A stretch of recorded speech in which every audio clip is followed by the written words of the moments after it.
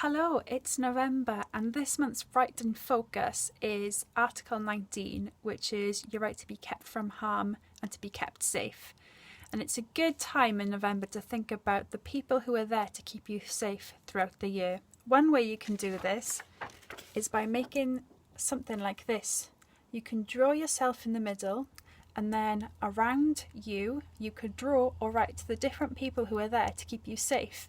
So you could start with a parent or carer and then think about out in the community, maybe police officers, about the people who are there to keep you safe.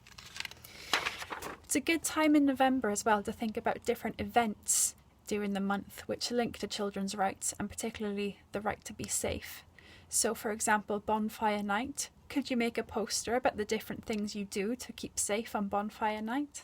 Or in anti-bullying week, could you use the resources and activities on our website to do some lessons with your class? And finally, November the 20th is World Children's Day, which means it's over 30 years ago that the UN decided to adopt children's rights. Could you celebrate this day in your class or youth group or at home? Good luck and we'll see you next month.